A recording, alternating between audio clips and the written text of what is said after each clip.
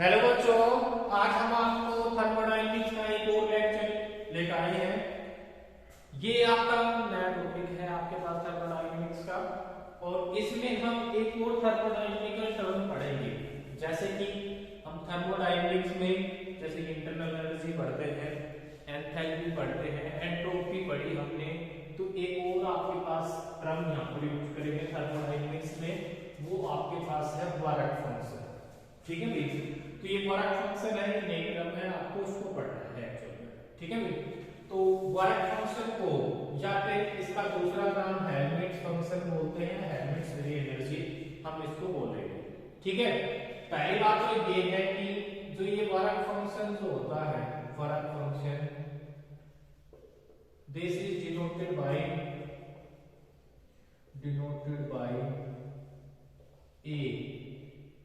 ए से हम इसको डिनोट करेंगे। ठीक है, ए से हम इस हेल्महोल्ट्ज फ्री एनर्जी को या आप वर्क फंक्शन को हम डिनोट करेंगे। ठीक है, दूसरी बात ये है कि मैथमेटिकली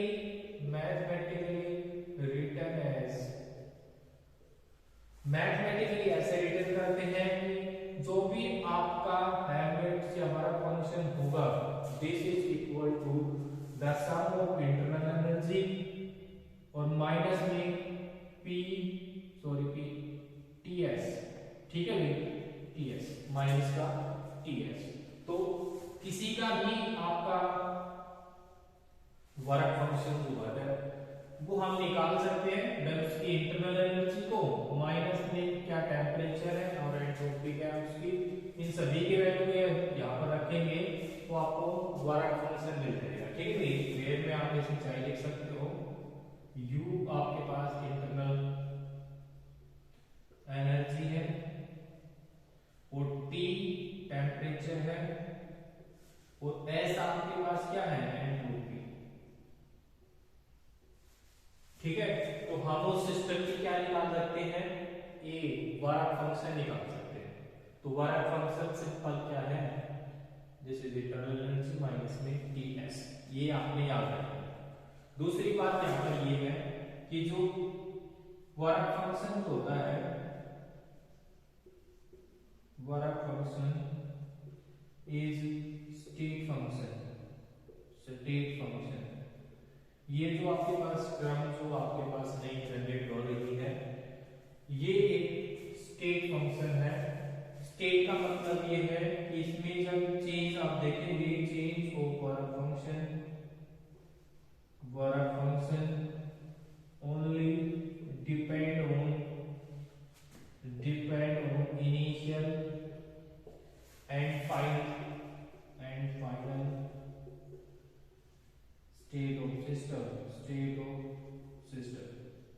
सिस्टम की इनिशियल और फाइनल स्टेट पे डिपेंडेंट रहेगा।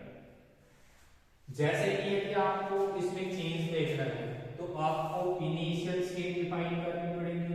ये इनिशियल है मान लेते हैं, ये आपके पास फाइनल, इनिशियल स्टेट, ये फाइनल स्टेट है। तो इनिशियल पे इसकी वैल्यू क्या है, फाइनल पे इसकी वैल्यू क्या है, इनका जब आप चेंज देंगे तो आपको पास चेंज इन वर्क फंक्शन मिल जाएगा। भाई क्या हो रहा है, जैसे कि भाई आपको इनिशियली मान लो कि भाई इस इक्वेशन को लिखना पड़ेगा। ठीक है भाई, इस पे तो आप ये समझ लो कि भाई इनिशियल में देखो, इसको लिखने के लिए आपको जो रिक्वायरमेंट है वो हम यहाँ पर रख देते हैं।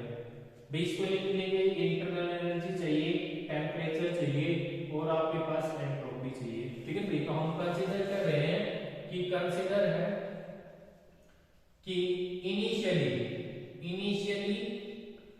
कि आपके पास वर्क फंक्शन इनिशियली ए है, 1 है, internal energy of the system U1 है और एंट्रोपी ऑफ द सिस्टम क्या है, S1 है, और T इसका टेम्परेचर है, T फिक्स कर रहे हैं। इनिशियल भी और फाइनल स्टेट पे भी हम क्या कर रहे हैं, इस T टेम्परेचर को फिक्स कर रहे हैं। ठीक है, ये हम कंसीडर कर रहे हैं कि टेम्परेचर क्या है, सेम है इनिशियल और फाइनल स्टेट पे। तो जैसे टेम्परेचर यहाँ पर T है तो यहाँ पर भी T रहेगा, और जो आपके पास वर्क फंक्शन की जो वैल्यू है वो U2 A2 मान लेते हैं, U2 internal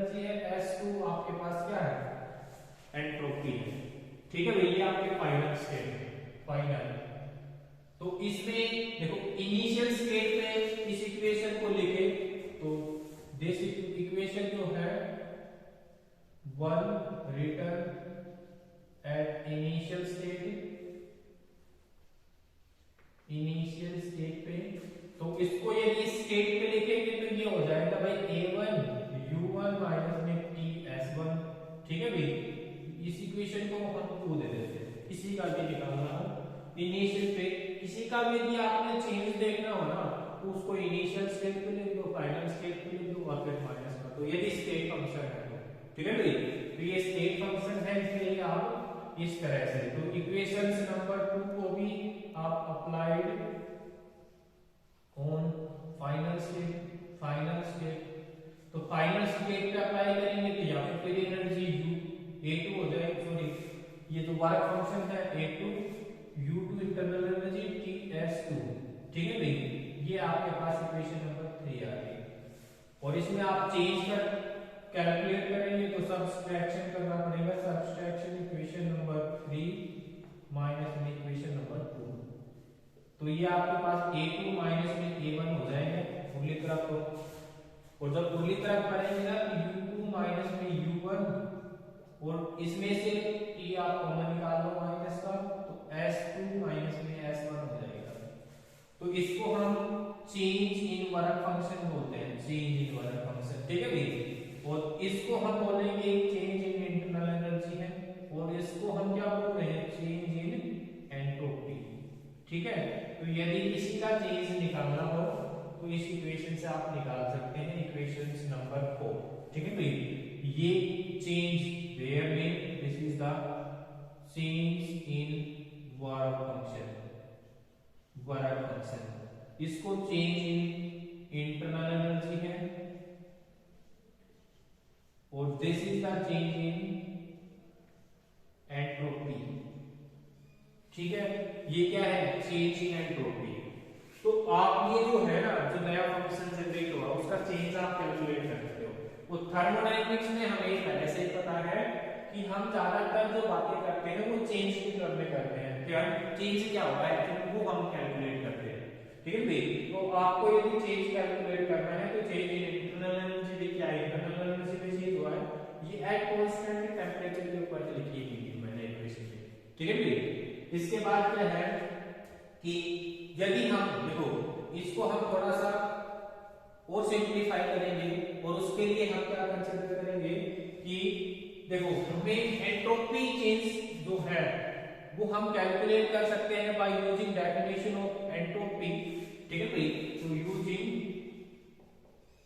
definitions of entropy, entropy की यदि हम डेफिनेशन लगाए तो उससे हमें चेंज इन एंट्रोपी निकल सकती है कि भाई जो भी अमाउंट ऑफ हीट आप सप्लाई करें या फॉर्मेट टी, यही होती है एंट्रोपी की डेफिनेशन।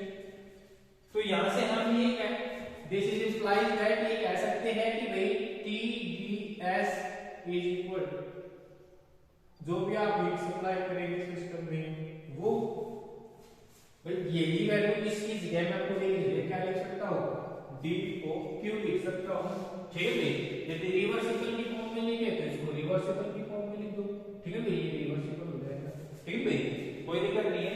तो दिस इज इंप्लाइज दैट कि अब ये जो चेंज ऑफ ए है, देखो देन इज लार्जर चेंज को रोटेशन कर रहा है, ये स्मॉलर चेंज को रोटेशन कर रहा है, कुछ बात नहीं है। ठीक है भाई, है change, this is larger change of A, इसकी जगह मैं ये लिख सकता हूं माइनस का आपके पास, और इसकी जगह में डी ओ क्यू रिवर्सिबल लिख रहा हूं। ठीक है, या फिर लार्जर चेंज में लिखना चाहो तो लार्जर चेंज में ही लिख देते हैं, कोई दिक्कत नहीं है। ठीक है भाई, larger change in Q reversible. ठीक है भाई, तो इस तरह से आप लिख सकते हो इक्वेशन। इसके बाद हम फर्स्ट लॉ और यूज कर देते हैं, क्योंकि मैं इसको डेफिनेशन बनाने वाला हूं कि एक्चुअल में change in period work function क्या आपको प्रोवाइड करेगा। ठीक है भाई, तो उसके लिए हम using first law of thermodynamics, और उसके लिए आपके पास क्या होता है कि भाई डी ओ क्यू या फिर डी ओ यू लिख देते हैं,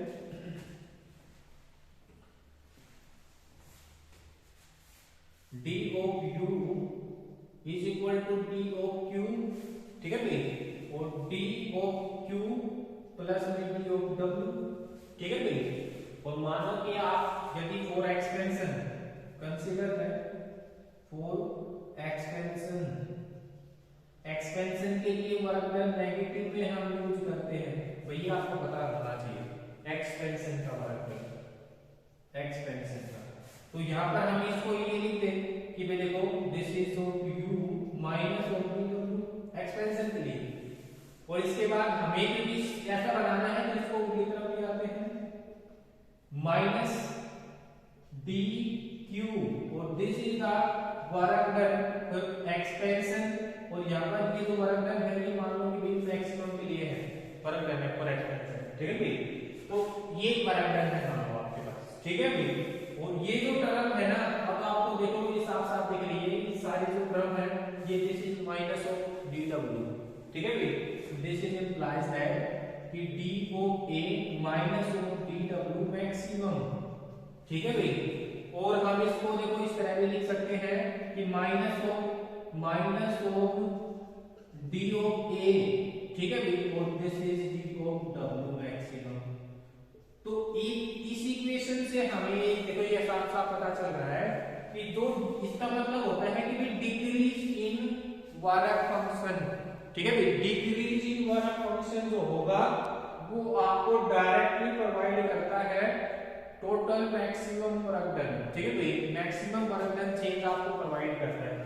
तो यहाँ पर ये लिख सकते हैं कि जो आप डिक्रीज कर रहे हैं, decrease in work function give, ठीक है भाई, maximum change in work done, ठीक है भाई।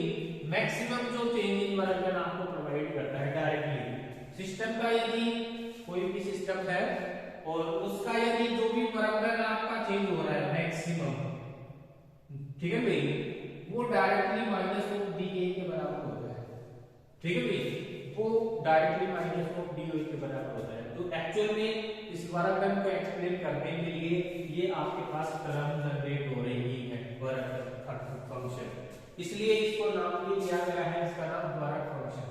तो हमें ये पता चला है कि वर्क फंक्शन क्या है कि माइनस चेंज मतलब डिक्रीज इन जो वर्क फंक्शन होगा this is provided maximum work done change, ठीक है, maximum work done, decrease in work function provided maximum work done change, ठीक है भाई, ठीक है ना। तो इससे हमें ये जो आपके पास है थर्मोडायनेमिकली आपके पास फंक्शन है आपके पास वर्क फंक्शन का, तो हमने इसका थोड़ा सा इंट्रोडक्शन पढ़ा, ठीक है भाई। इसके बाद हम क्या करेंगे, इसके बाद क्या है कि हमें को आपका टॉपिक पढ़ने वाले हैं, उसमें हम वर्क फंक्शन का वेरिएशन देखेंगे इन टर्म ऑफ टेम्परेचर और प्रेशर के, ठीक है भाई। तो हम यहाँ पर वेरी करवाएंगे टेम्परेचर और प्रेशर को, और उसकी टर्म में हम इसका चेंज इन वर्क फंक्शन निकालेंगे, ठीक है। पहली बात तो ये है कि इस अभी हमने जो निकाला उसमें हमने चेंज ऑफ ए निकाला था, और वो निकल के आया था कि आपके पास क्या, आपके पास भाई change in internal energy minus में टी चेंज ऑफ एस, और ये जो कंडीशंस निकल के आई थी ये एट ए कांस्टेंट टेम्परेचर पे था, है ना भाई, कांस्टेंट टेम्परेचर पे था। अब की बार हमने टेम्परेचर को कांस्टेंट नहीं करना है, वेरी करवाना है टेम्परेचर प्रेशर को, ठीक है भाई। तो जब वेरिएशन करवाएंगे ना तब कैलकुलेशन जनरेट होगी, वो हमें निकालनी है यहाँ पर, ठीक है भाई। तो वो आसान सा है, उसके लिए हम इसी इक्वेशन का यूज करेंगे, ठीक है भाई, क्योंकि इसके ऊपर हमें चेंज लगाना है आपको, ठीक है भाई। तो यहाँ पर हम कंसीडर कर लेते हैं, ठीक है भाई, टेम्परेचर, प्रेशर, इंटरनल एनर्जी और एंट्रोपी आर वेरिएबल्स, ये सभी वेरिएबल्स हैं, कांस्टेंट कुछ भी नहीं है, इसलिए हमने कांस्टेंट टेम्परेचर रख दिया था, बस ये ध्यान रखना है, ठीक है। तो जब आपके पास वेरिएबल्स है और उस टाइम पे आप चेंज अप्लाई करेंगे, तो उस टाइम पे आपने ध्यान से चेंज अप्लाई करना है, ठीक है भाई। तो यहाँ पर apply change in both side for equations number 1, इस इक्वेशन का चेंज लगाना है। ये चेंज लगाने का तरीका ये है कि जब आपके पास एक सिंगल फंक्शन आपके पास क्या हो, वेरिएबल्स हो, तो उस पे डी आप इजीली डायरेक्टली अप्लाई कर सकते हैं। डी आपको चेंज को नोटेशन करेगी, ठीक है भाई। और जब आपके पास दो फंक्शन, आपके पास ये बात ध्यान रखना है, देखो मान लो कि वे दो फंक्शन आपके पास कोई भी a प्लस बी है, ठीक है, और उसके ऊपर आपने डी चेंज लगाना है, तो चेंज आप भाई लीनियर प्रॉपर्टी होती है, this is applied on partially, ठीक है भाई, अब अलग अलग पे ऑपरेट हो जाती है। इसी तरह से यदि आपके पास दो फंक्शन माइनस में हो तो भी आप इस तरह से अप्लाई कर सकते हो, ठीक है भाई, इजीली, कोई दिक्कत नहीं है। परंतु जब दो फंक्शन मल्टीप्लाई में हो और वे वैरी कर रहे हो, तो उस टाइम पे आपने यूवी जैसे डिफरेंशिएशन में लगाते हैं ना कि भाई एक एज इट इज दूसरे पे अप्लाई करना होता है, प्लस में बी एज इट इज पहले पे अप्लाई करना होता है। तो इस तरह से आपने चेंज लगाना है, ये डी लगाना है आपको, समझ गए ना। तो ये आप ध्यान में रखें। ये देखो यदि इसकी तरफ आप चेंज लगाएंगे तो यहाँ पर सिंगल फंक्शन है, आप डायरेक्टली अप्लाई कर सकते हो। जहां पर आपके दो फंक्शन आ गए u माइनस में ts, सॉरी, ठीक है भाई, ts, अब आप चेंज लगाएंगे ना तो ये चेंज ऑफ u हो जाएगा माइनस में change of t into s। अब आपके पास दो फंक्शन वेरिएबल है तो आप चेंज लगाएंगे u और v से, ठीक है भाई, एक फंक्शन है चीज दूसरे पे चेंज लगाना है, ठीक है भाई। और ये माइनस इसकी वजह से कर रहा हूं, एक्चुअल में साइन तो प्लस का होता है, ठीक है भाई, ये बात ध्यान जरूर रखना है, s और t s, तो ये चेंज ऑफ a निकल गया है, ठीक है भाई। तो ये जो इक्वेशंस आई है ये चेंज की टर्म में है, और जब आई है जब ये इक्वेशन जब आपके पास ऑल फंक्शन आर वेरिएबल्स, ठीक है भाई, जब सारे फंक्शन क्या है एक वेरिएबल्स है तब ये इक्वेशंस निकल के आई है, ठीक है भाई, तब ये आपके पास इक्वेशंस आपके पास निकल के आएगी, ठीक है। एक यहां पर क्या करेंगे, और हम थर्मोडायनामिक इक्वेशन का यूज करेंगे और इसको परफेक्ट फॉर्म में लेके आएंगे, ठीक है भाई। तो उसके लिए हम यूजिंग डेफिनेशंस ऑफ एंट्रोपी, तो जैसे हमने उसमें चेंज कैलकुलेट करने के लिए डेफिनेशन ऑफ एंट्रोपी का यूज किया था, यहां पर भी एंट्रोपी की डेफिनेशन का यूज कर देते हैं कि एंट्रोपी क्या होती है, d ऑफ q अपॉन में t, और इससे हम t ts को dq लिख सकते हैं, इसका मतलब ये, ठीक है भाई, t ds को dq लिख सकते हैं, इस इक्वेशन से आए, यानी कि जो t ds है इसके जगह हम dq लिख सकते हैं, ठीक है। तो दिस इज इंप्लाइज दैट कि d ऑफ a जो होगा d ऑफ u माइनस में इसको मैं d ऑफ q लिख देता हूं, और माइनस में s d ऑफ t, ठीक है भाई, s d ऑफ t। तो ये फिर से एक और इक्वेशन बना देते हैं, इक्वेशन नंबर 3। अब यहीं से हमने कुछ भी टर्म कांस्टेंट यूज नहीं की, ठीक है भाई, पहली बात तो ये इसके बाद हम यूजिंग कर देते हैं using first law of thermodynamics, और फर्स्ट लॉ क्या कहता है, d of u d of q, ठीक है भाई, d ऑफ q और प्लस में d ऑफ w, और मान लेते हैं consider for expansion of gases, और एक्सपेंशन का बराबर हमें पता होता है माइनस में pdv बोलते हैं एक्सपेंशन का बराबर, ठीक है भाई। तो इसको भी हम कन्वर्ट कर देते हैं, this is implied that d of u d of q, ठीक है भाई, और ये p d ऑफ v हो जाएगा, ठीक है। तो इसके बाद हम इसको दिस इज इंप्लाइज दैट कि d ऑफ u माइनस में d of q is equal to minus का pdv, ठीक है भाई।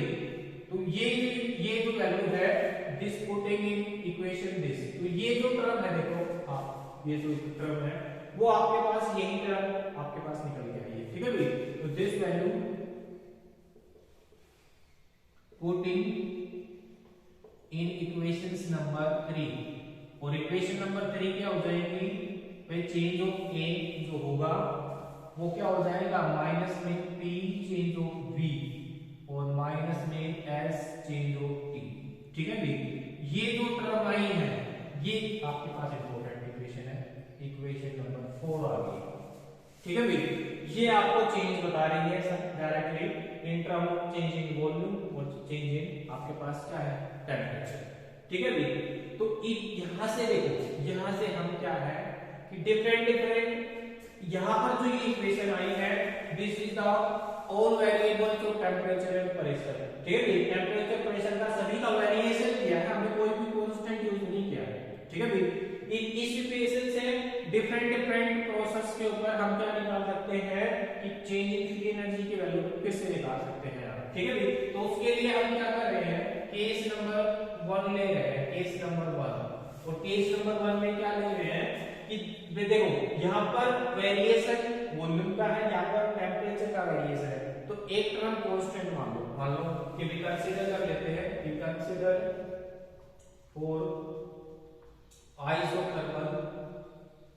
ठीक है भाई, आइसोथर्मल प्रोसेस, और जैसे ही आइसोथर्मल प्रोसेस होगा तो dt 0 हो जाएगा, क्योंकि ये कांस्टेंट होता है, कांस्टेंट टेम्परेचर आइसोथर्मल प्रोसेस। और जैसे ही कांस्टेंट होगा तो ये जो पीछे वाली जो टर्म है ना ये 0 हो जाएंगी। This is equation from equation number 4।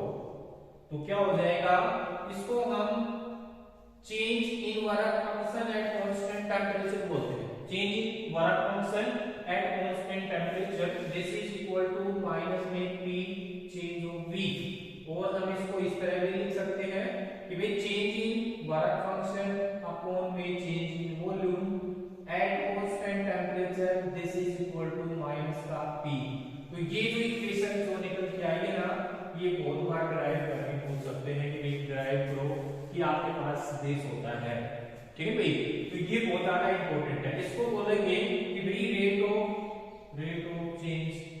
Change in work function with respect to change in volume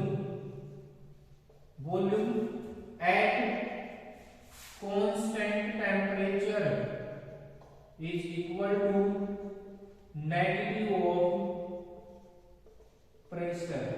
negative of pressure के बराबर आ जाएगी, नेगेटिव ऑफ प्रेशर। ठीक है भाई, या फिर इसको उल्टी तरफ कर लो, इसको रेट ऑफ डिक्रीज कर लो आप। ठीक है भाई, डिक्रीज कर लो, rate of decrease in work function with respect to increase in volume at constant temperature, this is equal to pressure. ठीक है भाई, तो ये हम बता सकते हैं, आसान सा है बिल्कुल, इक्वेशन आपके पास ही है। ठीक है भाई, इसके बाद हम केस नंबर 2 ले लेते हैं और उसके अंदर हम कंसीडर कर लेते हैं कि फॉर एट कांस्टेंट वॉल्यूम।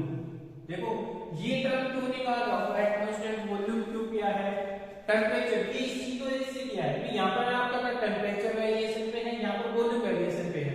तो हमने एक टर्म कांस्टेंट करके देखी कि भाई उसमें क्या होता है।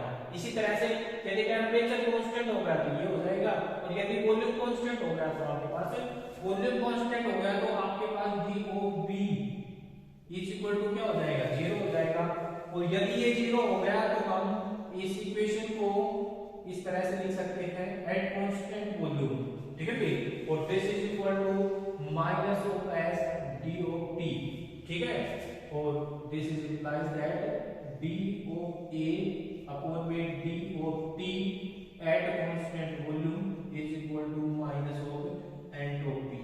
ठीक है भाई, तो माइनस ऑफ एंट्रोपी जो है जब बनेगी जब रेट ऑफ चेंज इन, देखो एक बात और मैं आपको बता देता हूं, ये दोनों इक्वेशन आपके पास ये कह रही है।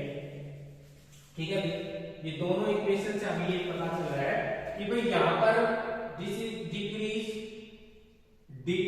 इन rate of work done with respect to increase in volume at constant temperature is equal to pressure होता है। ठीक है भाई, और यहां पर आपके पास डिक्रीज इन वर्क फंक्शन तो है।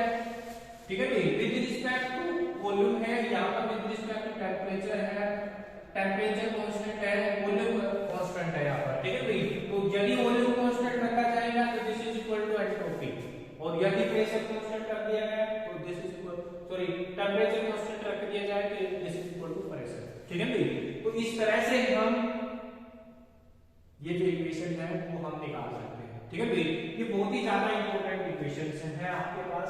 ठीक है भाई, ये दो इक्वेशन जो है वो आपको आनी चाहिए। ठीक है भाई, इसके बाद हम क्या है कि जो इन इक्वेशन का यूज करते हुए आगे हम इसके बाद लास्ट के अंदर हम क्या निकालेंगे, to calculate change in work done, work function. ठीक है भाई, एट कांस्टेंट टेम्परेचर, टेम्परेचर के ऊपर वर्क फंक्शन निकालेंगे कि चेंज क्या है।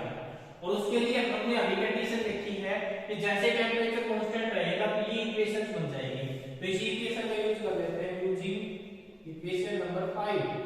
और उसके लिए हम चेंज इन वर्क फंक्शन जो है eight constant temperature, this is minus का पी चेंज ऑफ पी। ठीक है भाई, ये हम यूज कर सकते हैं। और इसके बाद हम, क्योंकि हम लार्जर चेंज में देखना चाहेंगे, तो टेकिंग,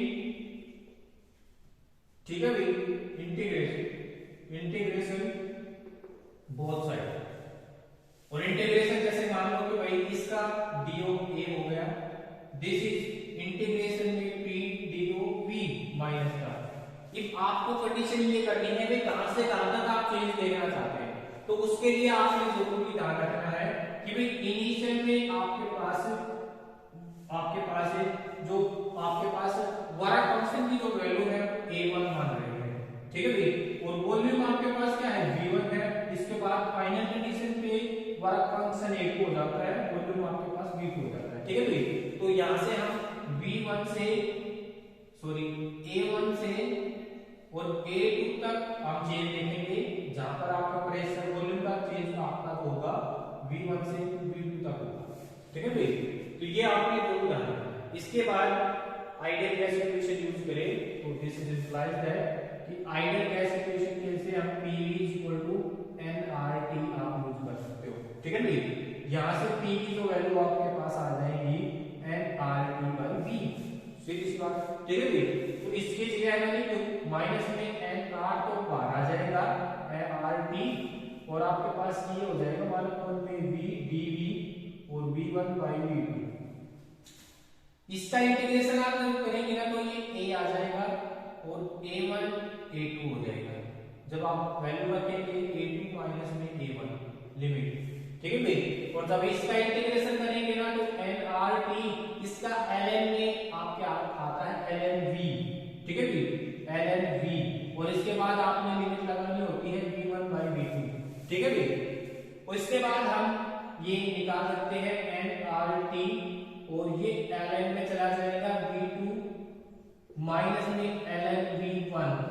ठीक है भाई, और इसके बाद हम ln की प्रॉपर्टी लगा देंगे कि ln आपके पास, इसके बाद हम ln की प्रॉपर्टी लगा देते हैं, और ln ये बात ध्यान रखनी है, ln m माइनस में ln n जो होता है नेगेटिव, सॉरी ln m/n होता है। ठीक है भाई, इस तरह से। तो यहां पर हम प्रॉपर्टी लगा है। उरली तरफ देखो a2 माइनस में a1 जो होता है, this is change of a work function. ठीक है भाई, और दिस इज नेगेटिव nRT, और यहां पर ln हो जाएगा v2/v1। ठीक है, और हम इसको हम ये भी लिख सकते हैं कि चेंज ऑफ a, इसको 2.303 से मल्टीप्लाई करेंगे तो ये लॉगरिथम बन जाएगा, नेचुरल लॉगरिथम का v2/v1। ठीक है, अब क्या है, ये एक्चुअल में जो वैल्यू होती है ना, दिस वैल्यू नेगेटिव को छोड़कर दिस वैल्यू, जब हम वर्क डन को एक्सपेंशन यदि हम निकालते हैं तो उसमें ये वैल्यू होती है कि भाई वर्क डन जो मैक्सिमम होता है, maximum work done for expansion. ठीक है भाई, this is equal to 2.303 RTn logarithm of v2/v1, ये वैल्यू होती है। तो हम इसको हम ये भी लिख सकते हैं कि भाई this is change in work work function is equal to negative ओ, ये वही आएगी जो हमने पहले निकाली थी, ठीक है भाई। तो हम ये पहले निकाल चुके हैं, दिस इज द भाई डिक्रीज, इसको हम डिक्रीज बोल रहे थे भाई, डिक्रीज इन आपके पास वर्क फंक्शन जो होगा वो इन वर्क में मैक्सिमम के बराबर होता है, ठीक है भाई। ये आपके पास वही टर्म आएगी जो आप पहले राइट कर चुके हैं, ठीक है। तो इस तरह से हम इसको चेंज भी निकाल सकते हैं, कांस्टेंट आपके पास टेंपरेचर होगा जहां पर वॉल्यूम का वेरिएशन होगा, ठीक है। This is equal to maximum रखते हैं, ठीक है भाई। तो बस ये याद रखना है यहाँ पे। तो ये आपके पास टर्म है आपके पास वर्क फंक्शन, ठीक है भाई। तो वर्क फंक्शन में हमने चेंज वगैरह देख लिया है, तो इसमें कोई दिक्कत हो तो बताना मेरे को। Thank you.